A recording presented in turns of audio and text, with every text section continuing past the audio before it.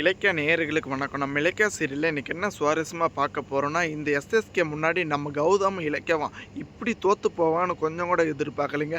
ஏன்னா நம்ம எஸ்எஸ்கே வந்துட்டு திட்டம் போட்டு தான் இந்த ஒரு ஜெயிலுக்குள்ளே வந்து நம்ம கௌதம் சைன் பண்ண அந்த ஒரு 200 கோடி ரூபாய் ப்ராஜெக்ட் வந்துட்டு கையில் எடுத்துக்கிறது மட்டும் இல்லாமல், இப்போ அந்த ஒரு டாக்குமெண்ட்டில் நம்ம கார்த்திக் வந்துட்டு தெரியாமல் வாங்கினாங்களே, இந்த ஒரு வீட்டை விட்டு இப்போ நம்ம கௌதமும் இலக்கியவும் கழுத்தை பிடிச்சி வெளியே போக போகிறாங்க. ஏன்னா இந்த பைரவி சொன்ன மாதிரி எல்லாமே வந்துட்டு இப்போ நம்ம அஞ்சலிக்கு தாங்க சாதகமாக நடந்துட்டு இருக்கு. ஏன்னா ஒரு பக்கம் வந்துட்டு அந்த ஒரு வீட்டில் யார் எந்த ஒரு அங்கீகாரத்தில் இருந்தாலும் இதுக்கு மேலே நான் தான் வந்துட்டு இந்த ஒரு அங்கீகாரத்தில் இருக்க போகிறேன். நீ வந்துட்டு அவசரப்பட்டு இந்த எஸ்எஸ்கேவோட சுயரூபத்தை பார்த்துட்ட, கண்டிப்பாக அதுக்கான தண்டனை நான் அனுபவிச்சே திருவினேன். ஒரு பக்கம் இந்த பைரவையும் இந்த தக்ஷசினையும் சொடக்கு போட்டு சொல்கிறாங்க. ஆனால் இப்போ இருக்குமே இந்த கார்த்திகோட சுயரூபத்தை வந்துட்டு இவங்க யாருமே தெரிஞ்சுக்கலிங்க. ஏன்னா நம்ம கார்த்திக் வந்துட்டு நல்லா இருக்கட்டும், கார்த்திக் வந்துட்டு கண்டிப்பாக ஏமாந்துடும் அவங்கக்கிட்ட இருந்தால் அப்படின்ற ஒரு நோக்கத்தினால தாங்க நம்ம கௌதம் இலக்கியாவும் இவ்வளோ பாடுபட்டுட்டு அவனை வந்துட்டு எப்படியாச்சும் காப்பாற்றி இந்த எஸ்எஸ்கேயோட சுயரூபத்தை எல்லாருக்கும் தெரியப்படுத்தி அவனை ஜெயிலில் தள்ளணும்னு நினச்சிட்டு இருக்காங்க.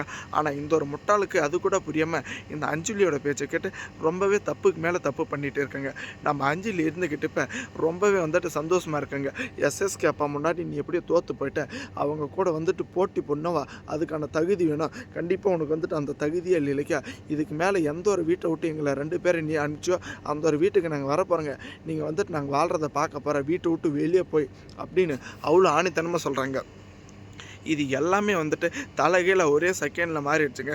ஏன்னா நம்ம இலக்கியாவுக்கு வாதாட வந்த அந்த லாயர் மட்டும் இருந்தவா கண்டிப்பாக இந்த எஸ்எஸ்கேவோட தலையெழுத்தியை திருப்பி மாற்றி எழுதியிருப்பாங்க. ஏன்னா இந்த எஸ்எஸ்கேவும் இந்த தக்ஷசினையும் அவ்வளோ ஒரு ஆட்டம் போட்டுட்டு இருக்காங்க.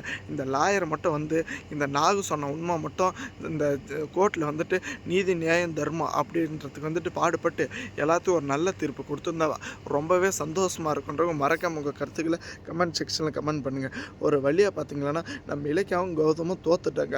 ஆனால் இருந்தாலும் ஓய போகிறது கிடையாதுங்க. இவங்க வந்துட்டு இன்னும் என்னென்ன பண்ணாலும் சரி, இவங்களுடைய மொத்த ஃப்ராடு வேலையை நான் வந்துட்டு எல்லாருக்கும் தெரியப்படுத்துவேன்.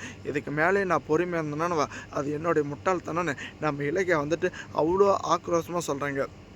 ஆனால் இருந்தாலும் நம்ம கௌதமால் அந்த ஒரு விஷயத்தை ஏற்றுக்க முடியலைங்க. ஏன்னா நம்ம கௌதம் இருந்துக்கிட்டு அவ்வளோ ஆணித்தனமாக சொல்லிட்டு இருக்குங்க. இதுக்கு எல்லாத்தையும் வந்துட்டு கண்டிப்பாக ஒரு முற்றுப்புள்ளி நான் வச்சே தீருவேன் அப்படின்ற மாதிரி. ஆனால் இருந்தாலுமே பார்த்தீங்களான்னு நம்ம ஜானகி அம்மா வந்துட்டு அந்த ஒரு விஷயத்தை எப்படி எடுத்துக்க போகிறாங்கன்னு கொஞ்சம் கூட புரியலைங்க. ஏன்னா அவசரப்பட்டு நம்ம ஜானகி அம்மாவும் இந்த அஞ்சலியும் இந்த பைரவையும் பகைச்சிக்கிட்டாங்க. கண்டிப்பாக இலக்கியாவும் கௌதமா அந்த ஒரு வீட்டை விட்டு வெளியே போனவா குடும்பத்தில் எல்லாமே தலைகீழாக மாறிடும். தேங்க்ஸ் ஃபார் வாட்சிங். இலக்கிய நேயர்களுக்கு மறக்காமல் நம்ம சேனலுக்கு புதுசு வந்தால் சப்ஸ்கிரைப் பண்ணிட்டு பெல்லை காலில் தட்டிக்கோங்க. அப்போ தாங்க நம்ம போகிற வீடியோ உங்களுக்கு உடனுக்குடனே நோட்டிஃபிகேஷன் வரும்.